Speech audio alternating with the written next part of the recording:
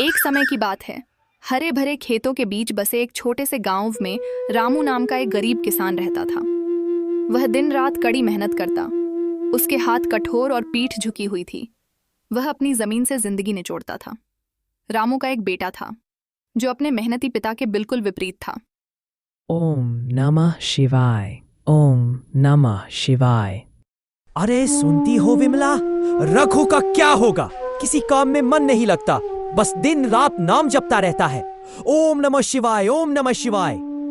हाँ जी, मैं भी बहुत परेशान हूँ। गांव वाले ताने मारते हैं, कहते हैं हमारा लड़का निकम्मा है। अगले दिन खेत जाते हुए एक गांव वाले से मिलते हुए। राम राम किशन भाई। राम राम भाई, राम राम। अरे किशन भाई, बहुत दुबले पतले लग रहे हो, क्या बात है? तबीयत तो ठीक है ना? अरे पिछले कुछ दिनों से तबीयत ठीक नहीं लग रही, पर क्या करूं? खेत नहीं जाऊंगा, काम नहीं करूंगा तो घर कैसे चलेगा? क्यों, क्या हुआ? तुम्हारा लड़का तो बहुत बड़ा हो गया है ना? क्या वह तुम्हें काम में हाथ नहीं बटाता? अपनी जगह उसे भेज दिया करो। अभी तुम्हारी उम्र आराम करने की है, कामकाज अब उसे करने दो। अरे भाई, तुम्हें क्या बताऊं, मेरा लड़का तो निकम्मा है। उसे किसी काम में कोई दिलचस्पी नहीं है। वो कोई काम करना ही नहीं चाहता। मैंने बहुत कोशिश की उसे कुछ ना कुछ काम में लगाने की। उसे शहर में अच्छी नौकरी लगवा दी थी, पर वह वहां से भी भाग आया। एक बार तो जमींदार के यहाँ बहुत अच्छी तनख्वाह पर काम दिलाया था, वह भी छोड़ दिया। मैं तो थक गया हूं उसे समझा समझा कर। पता नहीं इस लड़के का क्या होगा। देखो किशन, फिर तो तुम्हारा बेटा ऐसे नहीं सुधरने वाला। तुम एक काम करो, उसकी शादी करवा दो। जब पत्नी आ जाएगी, जिम्मेदारी आ जाएगी, तब अपने आप सुधर जाएगा। और तुम खेत का काम छोड़कर अपनी पत्नी को लेकर तीर्थ पर निकल जाओ। फिर देखना वो कैसे काम पर जाता है। मजबूर होकर उसे काम करना ही पड़ेगा। हाँ भाई, बात तो ठीक कह रहे हो तुम। अरे ठीक नहीं, मैं एकदम सही कह रहा हूं। हाँ भाई, मेरे दिमाग में ये बात कैसे नहीं आई। अभी मैं उसकी शादी जल्द से जल्द करवा दूंगा।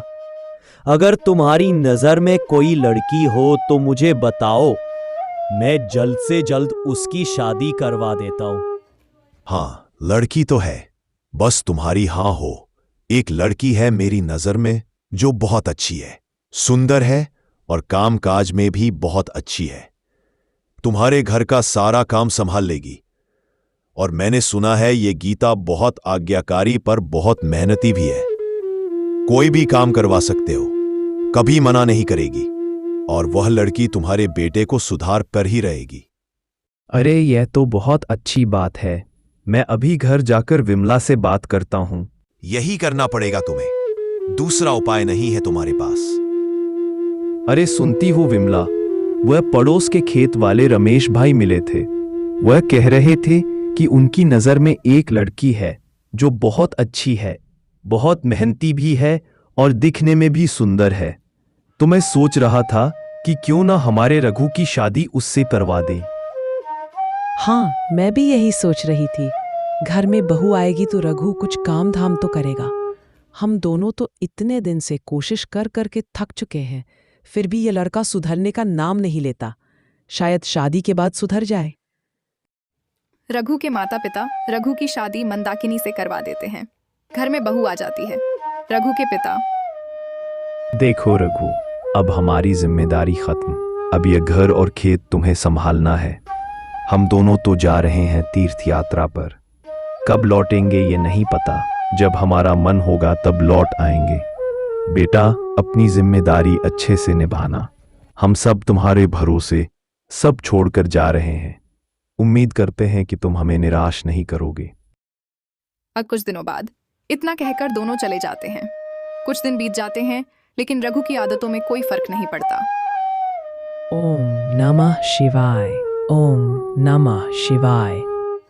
कितनी भाग्यशाली हूँ, मुझे इतना अच्छा पति मिला है जो हमेशा भगवान की भक्ति में लीन रहता है, जिन्हें किसी बात का कोई व्यसन नहीं, सिर्फ प्रभु की भक्ति में लगे रहते हैं। मैं बहुत भाग्यशाली हूँ। रघु पहले से भी ज्यादा भक्ति में लगा रहता है। सब कुछ अच्छा चल रहा होता है। ऐसे ही कुछ दिन बीत जाते हैं। फिर भी रघु की आदतों में कोई फर्क नहीं पड़ता। रघु जैसा का वैसा ही होता है। ऐसे ही दिन गुजरते जाते हैं तो घर का अनाज खत्म होने लगता है। अजी सुनते हो, घर का अनाज खत्म होने को आया है। आप कुछ काम क्यों नहीं करते? जब देखो तब घर पर ही पड़े रहते हो और हमेशा ये भक्ति करते रहते हो। मैं मानती हूँ भक्ति करना अच्छी बात है, लेकिन कर्म भी करना होता है। अगर आप कुछ काम ही नहीं करोगे तो हम भूखे मर जाएंगे। आपको कोई ना कोई काम ढूंढ लेना चाहिए। आपकी भक्ति से हमारा पेट नहीं भरने वाला। ठीक है, मैं कुछ करता हूँ। रघु घर से बाहर निकल जाता है और एक पेड़ के नीचे जाकर बैठ जाता है और सोचने लगता है। मुझे लगता है मंदाकिनी ठीक कह रही है, मुझे कुछ करना ही पड़ेगा। ऐसे नहीं चलने वाला, पर कैसे करूं? मेरा तो काम में मन ही नहीं लगता। पिताजी होते तो वो सारा काम संभाल लेते, पर अब तो वो भी नहीं है और इतना धन भी नहीं है कि मैं खेत में बुवाई कर सकूं। एक काम करता हूं, थोड़े से पैसे जमींदार से ब्याज पर ले लेता हूं। फसल होने के बाद मैं उसे लौटा दूंगा। यह सोचकर रघु जमींदार के यहाँ पैसे मांगने चला जाता है। सेठ जी, थोड़े से पैसे चाहिए थे। ठीक है, पर याद रखो, जब तक तुम यह धनराशि मुझे लौटाओगे नहीं, तब तक तुम्हारे खेत के कागजात मेरे पास रहेंगे। जब तुम पैसे लौटा दोगे, मैं तुम्हारे कागजात तुम्हें वापस दे दूंगा। प्रभु, खेत के लिए तो कर्ज उठा लिया है, अब आगे आप संभाल लेना। रघु खेत की बुवाई कर देता है और देखते ही देखते कुछ दिनों में अच्छी फसल लगने लगती है। पर रघु की आदत नहीं जाती। वह आधा समय भगवान की भक्ति में बिताता है और आधा खेत की रखवाली में ही। एक दिन इसी तरह प्रभु की भक्ति में इतना लीन हो जाता है कि कब आकर जंगली जानवर खेत खराब कर देते हैं उसे पता ही नहीं चलता। अगली सुबह जब वह देखता है तो सारी फसल खराब हो चुकी होती है। हे भगवान, ये कैसे हो गया? मुझे तो कुछ पता ही नहीं चला। अब घर जाकर क्या बोलूंगा?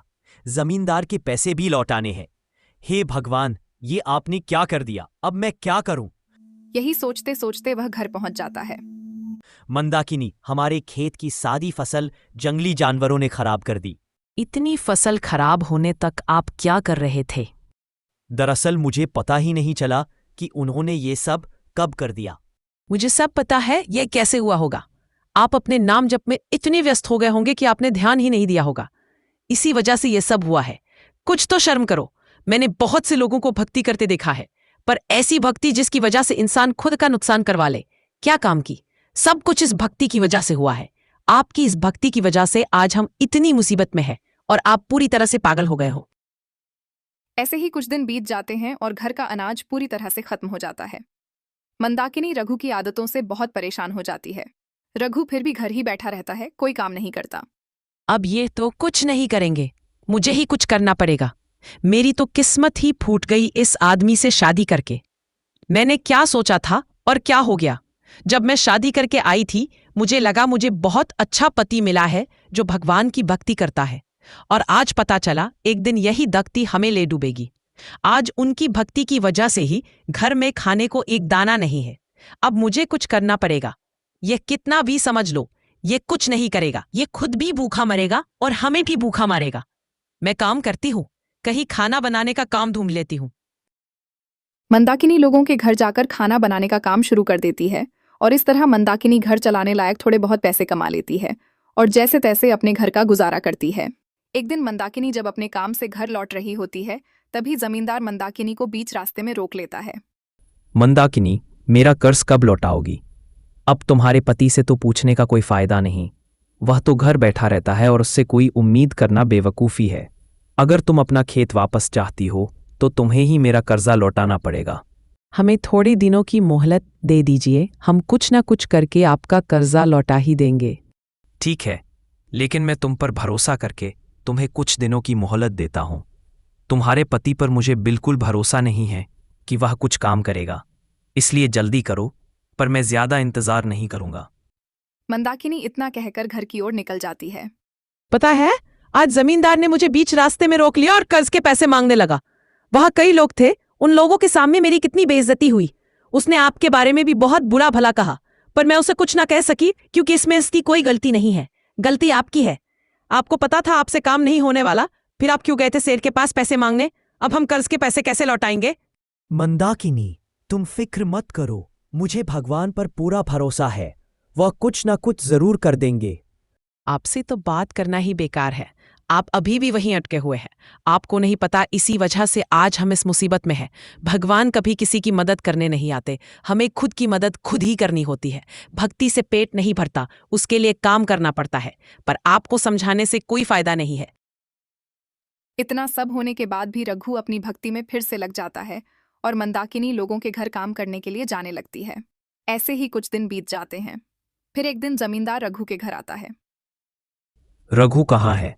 मेरे पैसों का क्या हुआ? जी, वह तो घर पर नहीं है, कहीं बाहर गए हैं।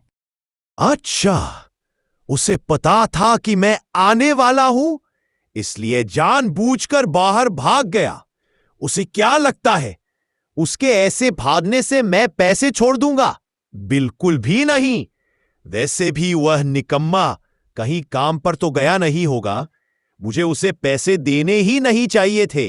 जो आदमी खुद का घर नहीं चला सकता, खुद की पत्नी का पेट तक नहीं पाल सकता, वह कर्ज का पैसा कहां से लौटाएगा? इतना बेशर्म पति मैंने आज तक नहीं देखा जो अपनी पत्नी के पैसों पर जीवन जी रहा है। खुद घर पर ऐश करता है और तुम्हें काम करने के लिए लोगों के घर भेजता है। उसे तो शर्म के मारे कहीं जाकर डूब मरना चाहिए। सेठ जी, आप उनके बारे में ऐसा मत कहिए। क्यों ना कहूं? तुम ही बताओ, क्या मैं झूठ बोल रहा हूं? सच कड़वा ही होता है। अच्छा, एक बात बताओ, रघु से शादी करके तुम्हें क्या सुख मिला है जो तुम उसके बारे में कुछ नहीं सुनना चाहती? उसने तुम्हें क्या दिया है? मेरी बात मानो तो तुम उसे छोड़ दो और मेरे पास आ जाओ। सेठ जी, मुंह संभाल कर बात कीजिए। आप होश में भी है? आप क्या कह रहे हैं? हम गरीब हुए तो क्या हुआ, हमारी भी इज्जत है। अरे, कब तक ऐसे गरीबों की तरह जीवन जीती रहोगी? अगर रघु के पास रहोगी तो तुम्हें कुछ नहीं मिलने वाला। मेरे पास आओगी तो मैं तुम्हें सब कुछ दूंगा, नई नई साड़ियां, गहने और जो चाहोगी। और एक बात, रघु ने मुझसे जो कर्जा लिया है मैं उसे भी माफ कर दूंगा। फिर देखना मैं तुम्हारा जीवन कैसे बदलता हूं। आपकी हिम्मत कैसे हुई मुझसे ऐसी बातें करने की? निकल जाइए मेरे घर से, वरना मुझसे बुरा कोई नहीं होगा। आपसे कर्जा लिया है तो क्या हुआ?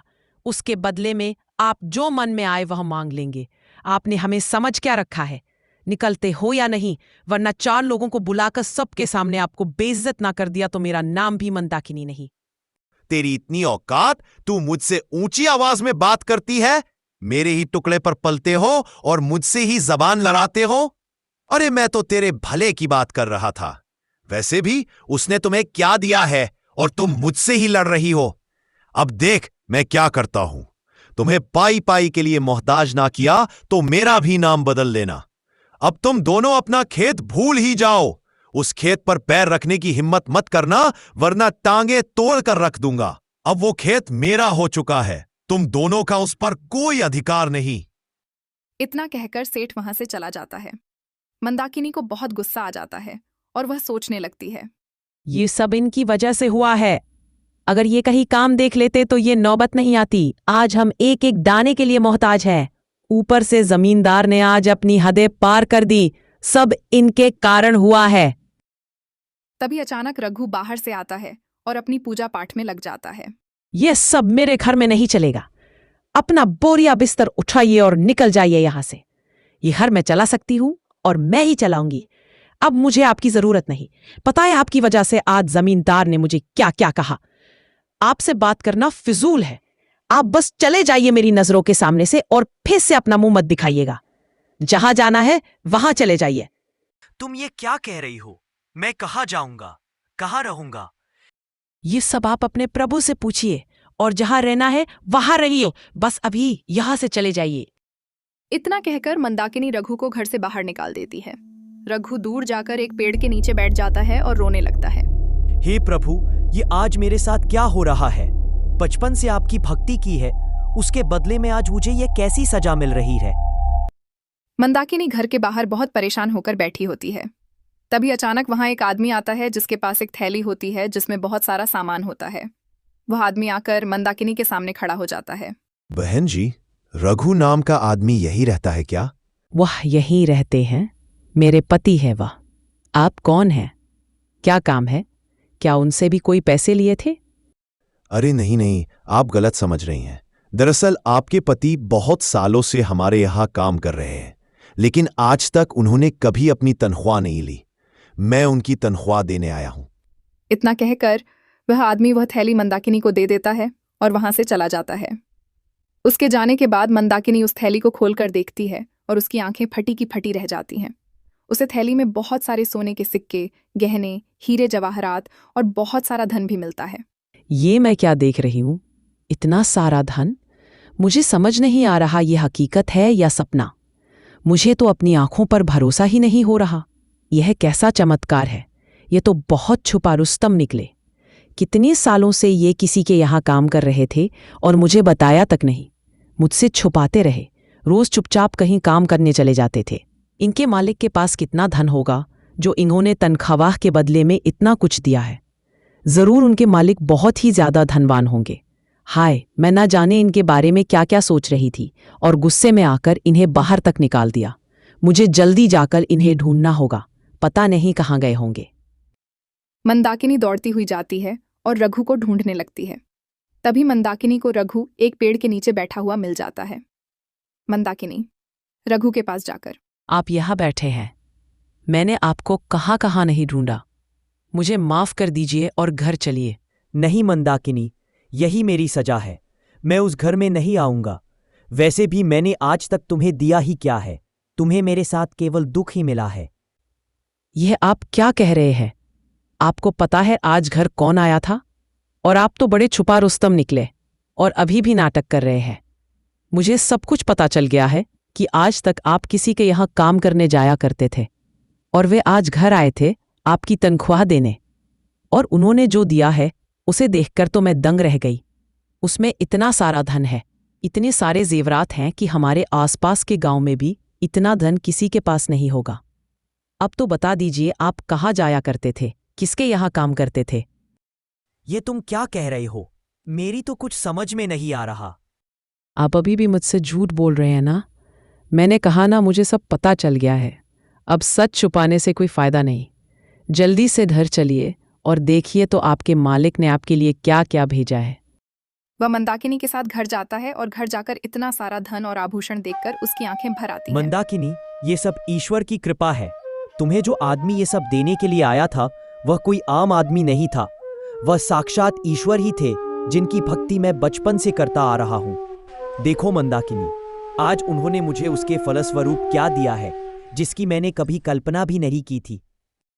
मुझे माफ कर दीजिए, मैंने आपको बहुत बुरा भला कहा। सच में जब एक भक्त को भगवान की जरूरत होती है तब वे किसी न किसी रूप में आकर उनकी सहायता कर ही जाते हैं। आज तो मैंने साक्षात ये चमत्कार होते हुए देख लिया। अब मैं आपको और आपकी भक्ति को लेकर कभी नहीं टोकूंगी। मुझे माफ कर दीजिए, आखिर हमें उन्हीं का सहारा है। यह कहानी हमें क्या सिखाती है?